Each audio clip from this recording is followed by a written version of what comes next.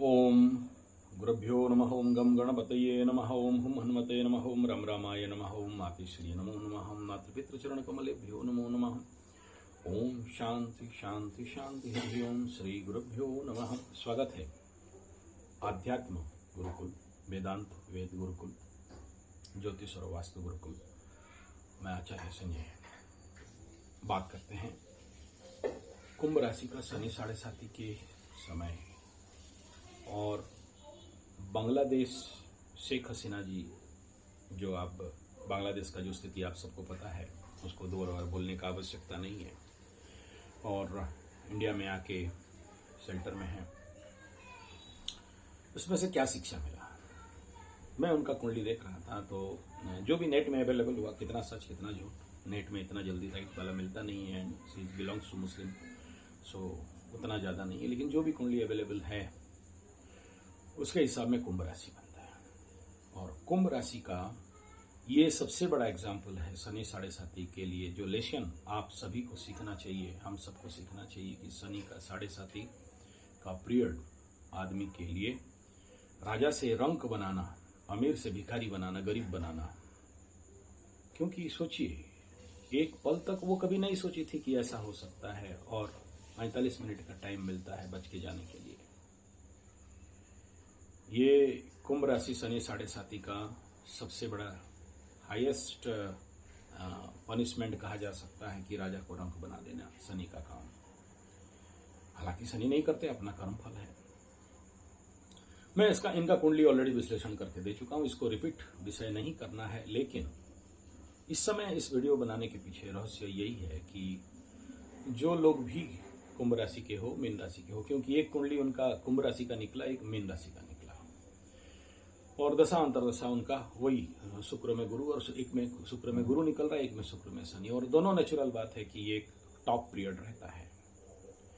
और एक कुंडली में दिखा रहा है कि हाँ, आने वाला समय उनके लिए अच्छा समय है, हो सकता है, और एक कुंडली बता रहा है कि नहीं, आने वाला समय में इनके जिंदगी में लिटिगेशन, कूटनीति, राजनीति का चरम तक जा सकता है। शेख हसीना के जो आने वाला समय में जो समस्या दिखाई दे रहा है, वो कौन से जगह में उनको शेल्टर लेना है, या फिर ये आगे चल के एक समाधान का रूप ले लेगा।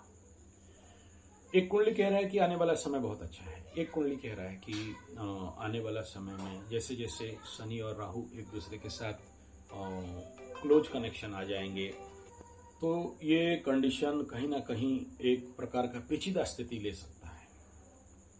और मैं भी प्रार्थना कर रहा हूँ, आप सब भी प्रार्थना करें, क्योंकि उनको कहीं ना कहीं एक अच्छा सेटलमेंट मिल जाए। लेकिन आगे का जो, अगर इनका 1-1.5 साल का कंडीशन देखेंगे, और शनि और राहु का क्लोज कंजक्शन को देखेंगे, और इस सबसे बड़ा शेख हसीना वाला केस में क्या है, या कुंभ राशि का केस में क्या है, या मीन राशि का केस में क्या है, दोनों का अगर देखते हैं तो एक तरफ शनि छोड़ेगा, आगे चला जाएगा, राहु आके बैठेगा, आसमान से गिरा खजूर पे अटका, नीम का नीम ऊपर में करेला चढ़ी। और मीन के साथ भी वही हो रहा है, राहु भागा तो शनि घुसेगा। तो दो पाप ग्रहों को ऑन सडन एक के बाद एक झेल पाना, और उसके पाप ग्रहों का प्रभाव को झेल पाना स्वाभाविक बात है, एक बहुत बड़ा हाई प्रेशर लेवल का बात है।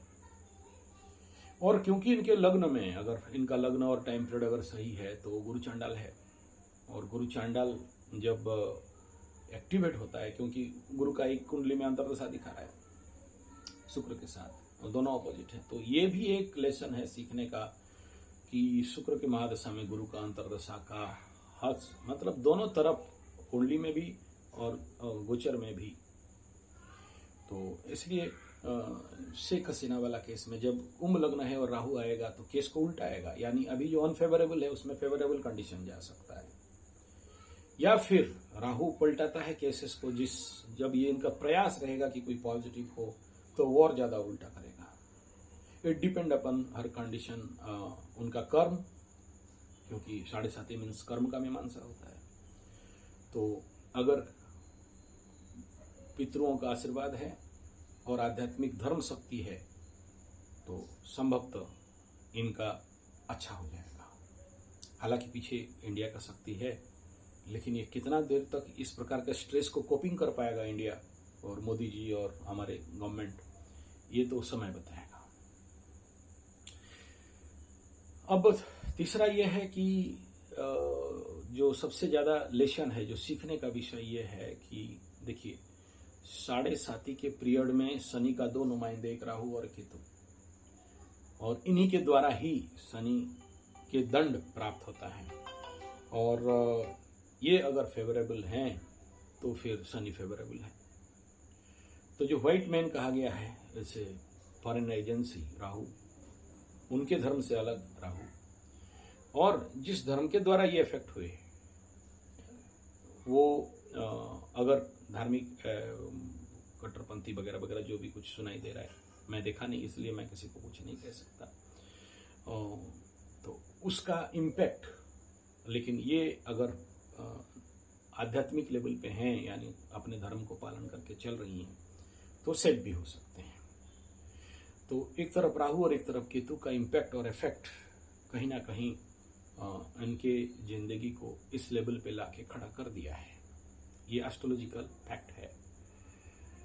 अब यहाँ जो सबसे बड़ा शेख हसीना जी की चिंतनीय विषय ये है कि एक जो बांग्लादेश का स्थिति इसमें क्या होने वाला है, वो राजनीतिक मुद्दा है, लेकिन एस्ट्रोलॉजिकली इनके जिंदगी और आने वाला समय, ये जो एग्जामिनेशन लेने जा रहा है, एक बहुत बड़ा परीक्षा लेने जा रहा है, यहाँ से अगर निखर के उतरती हैं तो अच्छा रिजल्ट भी एक कंडीशन दिखाई दे रहा है। यहाँ ये मुख्य मेरा विषय शेख हसीना नहीं है, ये विषय है कि आपको सीख क्या मिल रहा है, आप क्या सीख रहे हो इससे। और इसी हिसाब में मेरे प्यारे जितने भी कुंभ राशि और मीन राशि वाले हैं, मैं आप सबको यहाँ अलॉट करना चाहूँगा, आगाह करना चाहूँगा कि ये टाइम हल्का लेने का नहीं है। अगर आप बहुत सारे कुंभ राशि वाले हैं जिनको अभी तक कोई भी इम्पैक्ट नहीं पड़ा है, और इस होप में मत रहिए कि आगे कुछ नहीं होगा, होता है तो सडन होता है, राजा से रंक बनते हैं, और कहीं ना कहीं पितरों का आशीर्वाद है, आपके कर्म का शक्ति है। तो जैसे शेख हसीना जी निकल के बच के आई, आप भी बच के निकल सकते हो और आपको भी रक्षा मिलेगा। लेकिन इसमें डरना डराने वाला विषय नहीं है, बल्कि ये है कि इस एग्जामिनेशन को देने के लिए तैयार होना चाहिए। इस कष्ट और पीड़ा का स्थिति को अगर गुजर के चलते हो तो आगे अच्छा रिजल्ट भी रहता है। ये अपने को शुद्ध करना, साफ करना और प्रूव करने का टाइम है। इसलिए ये जो हार्ड टास्क मास्टर, या आप इसको बोल सकते हो, एक सफाई का काम चल रहा है। इसमें वरिड होना या विरोध करने का विषय नहीं है, बल्कि अपने को इस समय संभालने का विषय है। 7.5 बोल के डरना नहीं है। हाँ, इस समय अगर शनि महादशा साथ में चल रहा है तो ज्यादा फनरेबल हो सकता था, हालांकि इनका शुक्र का महादशा था। तो यहाँ से सभी को इस समय सीखना, समझना, सजग रहना और आध्यात्म को साथ में लेके चलना बड़ा जरूरी विषय है। और एक और बात है कि इससे भी नहीं नकारा जा सकता है कि जब भी कोई बड़ा प्लैनेट फल देने आता है तो कभी कभार आगे से फल देता है। जैसे गुरु बृहस्पति आने वाला समय में 8 साल के लिए अतिचारी होने वाले हैं, तो कहीं ना कहीं ये प्रिलिमिनरी इम्पैक्ट भी इसे माना जा सकता है। एस्ट्रोलॉजी में कोई चीज को नकारा नहीं दिया जा सकता है।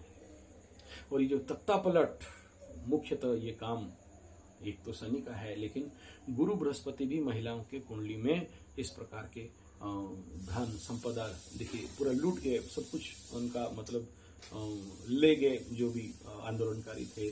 और वो जो चीज़ नहीं दिखना चाहिए सोशल मीडिया में, वो सब चीज़ भी बाहर एक्सपोज हो रहा है। तो देखिए उनका देश में क्या होगा क्या नहीं, उसका तो अलग वीडियो में बात करेंगे। उनका कुंडली निकाल के हम लोग उसके ऊपर बात कर सकते हैं।